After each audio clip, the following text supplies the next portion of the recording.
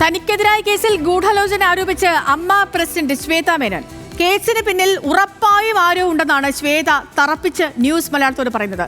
Memory card വിവാദത്തിലെ police പരാതിയിൽ നിന്നും പിന്മാറാതെ നടിമാരായ ഉഷ ഹസീനയും കുക്കു പരമേശ്വരനും വിശദമായ റിപ്പോർട്ടിലേക്ക്. താരസംഘടനയായ അമ്മയുടെ ഭരണസമിതിയിലേക്കുള്ള തെരഞ്ഞെടുപ്പിനിടെ തനിക്കെതിരെ കേസെടുത്തതിൽ ഗൂഢാലോചനയുണ്ടെന്നാണ് അമ്മ പ്രസിഡന്റ് ശ്വേത മേനോന്റെ വാദം. കേസിന് പിന്നിൽ ഉറപ്പായും ചിലരുടെ പങ്കുണ്ട്. കേസ് വിട്ടുകളയാൻ താൻ തയ്യാറല്ല, കേസായി തന്നെ മുന്നോട്ടു പോകുമെന്ന് ശ്വേത വ്യക്തമാക്കി. കേസെടുത്തപ്പോൾ ആദ്യം തോന്നിയത് സങ്കടമായിരുന്നുവെന്നും ശ്വേത ന്യൂസ് മലയാളത്തോട് പറഞ്ഞു. കേസിന്റെ രീതിയിൽ തന്നെ പോട്ടെ, അത് എൻ്റെ പേഴ്സണലായ ഒരു കേസാണ്.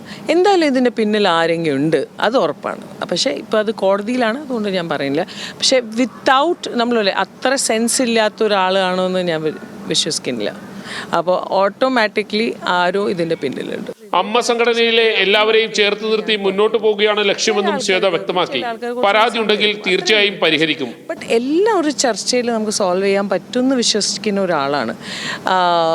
പിന്നെ അമ്മയുടെ ഇപ്പോൾ ബോഡിയിൽ എന്തെങ്കിലും ഒരു കംപ്ലൈൻറ്റ് വന്നാൽ അത് നമ്മൾ സോൾവ് ചെയ്യാൻ ഉറപ്പായിട്ട് അതിന് മുൻതൂക്കം കൊടുത്തിട്ട് തന്നെയാണ് നമ്മൾ ചെയ്യാൻ. നമ്മുടെ അജണ്ട എന്ന് പറഞ്ഞാൽ എങ്ങനെ നന്നായിട്ട് ഇത് മുന്നോട്ട് കൊണ്ടുപോകണം, അത്രയേ ഉള്ളൂ.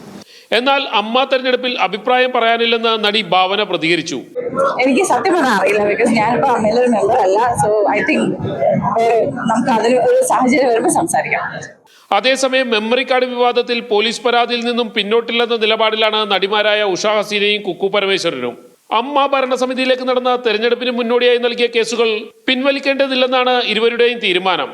മെമ്മറി കാർഡിനെ ചൊല്ലിയുള്ള വാക്പോരാണ് പോലീസ് പരാതിയിലെത്തിയത്.